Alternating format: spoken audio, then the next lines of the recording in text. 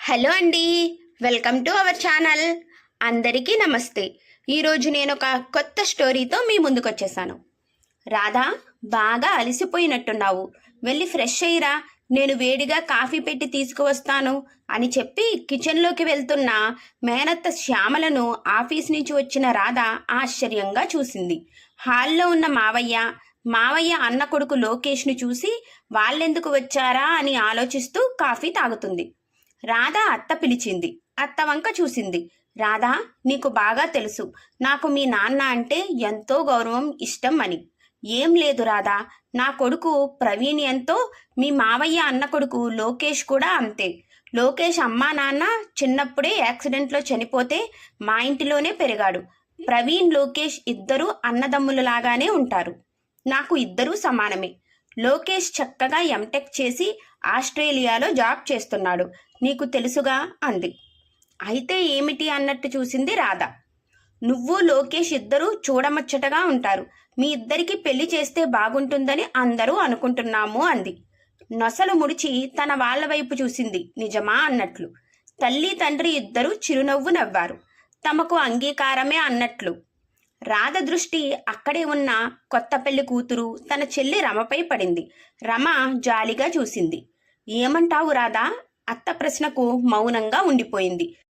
కొద్ది క్షణాలు ఆలోచించి సమాధానం చెప్పే లోపులోనే, నీ నిర్ణయం రేపు చెప్పు, కానీ నీ నిర్ణయం అందరూ సంతోషించేదే అవ్వాలని కోరుకుంటున్నాను అని చెప్పింది అత్తయ్య. సరే అత్తయ్య అని లోపలికి వెళ్ళి తలుపు వేసి పడుకుంది కానీ కొన్ని నెలల ముందు జరిగిన సంఘటనలు గుర్తుకు వస్తాయి. తనకు MBA ఫైనల్ ఇయర్ అయిపోతుంది అనగా అత్తయ్య, మావయ్య, ప్రవీణ్ ముగ్గురు వస్తారు. అత్త నాన్నతో, అన్నయ్య, నీ కూతురికి నా కొడుకు ప్రవీణ్కి పెళ్లి చేద్దామని అంటుంది.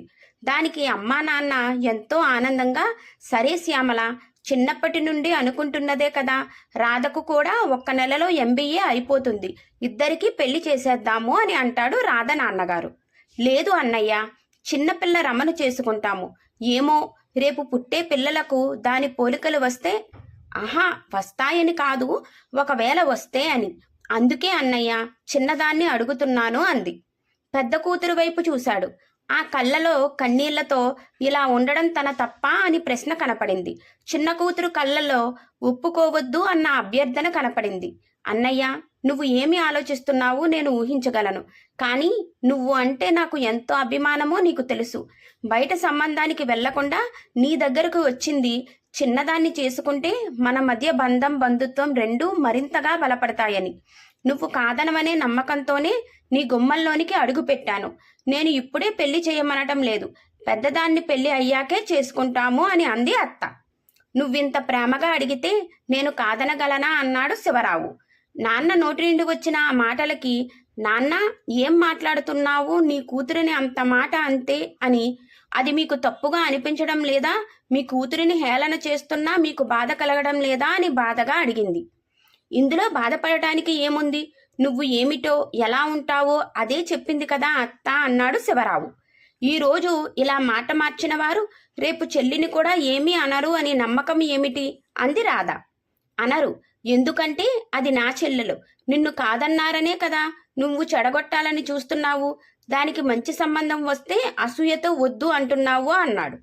నాకు ఎందుకు నాన్న చెల్లి అంటే అసూయ, నేను ఈ సంబంధం చెల్లికి కరెక్ట్ కాదు అంటున్నాను, ఏమైనా ఈ సంబంధం వద్దు అంటుండగాని శివరావు రాధ చంప చెల్లుమనిపించి, నా చెల్లెలతో సంబంధం వద్దు అనటానికి నువ్వు ఎవరు అని ఆగ్రహంతో ఊగిపోతూ అరిచాడు. ఎప్పుడూ ఒక్క చిన్న మాట కూడా అనని నాన్న చేయి చేసుకోవడంతో కూతురు కంటే చెల్లెలు ఎక్కువ అని అనడం ఏమీ అనలేక ఏడుస్తూ తన గదిలోనికి వెళ్ళిపోయింది. చెల్లికి పెళ్లి అయింది. నేను చదువు మీద కాన్సన్ట్రేషన్ పెట్టాను. మంచి అడ్మినిస్ట్రేషన్ రంగంలో జాబ్ వచ్చింది. చాలా సంబంధాలు వస్తున్నాయి నా జాబ్ చూసి. అలా ఆలోచిస్తూ నిద్రలోనికి జారుకున్నాను. ఉదయం లేచి రెడీ అయ్యి హాల్లోనికి వచ్చాను. అత్త గబగబా వచ్చి, నీకోసమే చూస్తున్నాము, నువ్వు ఏమి చెబుతావో అని అంటుంది. రాధ తండ్రి శివరావు, దాని ముఖం, అది ఏం చెప్తుంది చిన్నపిల్ల, నేను ఎలా చెప్తే అలాగే చేస్తుంది రాధా అంటాడు. అప్పుడు రాధ నవ్వుతుంది. ఈలోపు రాధ ఫ్రెండ్ కేశవ్ వస్తాడు. ఎవరు నువ్వు అంటాడు శివరావు. నా ఫ్రెండ్ నాన్న, నేను తను పెళ్లి చేసుకోబోతున్నాము. నా ఉద్యోగం చూసి కాకుండా నన్ను చూసి పెళ్లి చేసుకుంటానన్నాడు నాన్న అంటుంది. శివరావు, మా పరువు తీద్దామని అనుకుంటున్నావా? చిన్నప్పుడు పోలియో వచ్చి కుంటిదానివైనా నీకు మంచి జీవితాన్ని ఇవ్వటానికి మీ అత్తయ్య మంచి మనసుతో ముందుకు వస్తే నీవు అత్తయ్యను అవమానిస్తావా అని ఆవేశంగా అరుస్తాడు.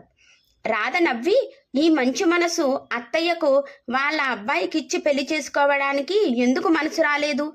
అప్పుడు పెళ్లి చేసుకోవడానికి అడ్డం వచ్చిన ఈ కుంటితనం ఇప్పుడు అడ్డం రావట్లేదా అని అడుగుతుంది. ఇప్పుడు నా ఉద్యోగం కనపడుతుందా? లేదా లోకేష్ సొంత కొడుకు కాదు కాబట్టి పెళ్లి చేసుకుంటానంటుందా మీ చెల్లి? చెప్పండి నాన్న అని నన్ను అర్థం చేసుకుని నన్ను మనస్ఫూర్తిగా ప్రేమించే కేశవ్తో నేను వెళ్ళిపోతున్నాను. మేము ఇద్దరం పెళ్లి చేసుకుని కొత్త జీవితాన్ని మొదలు పెడతాం. మీకు ఇష్టమైతే వచ్చి ఆశీర్వదించండి అని కేశవ్ చెయ్యపట్టుకుని బయటకు నడుస్తుంది Radha. Thank you for watching అండి. Please like, share and subscribe.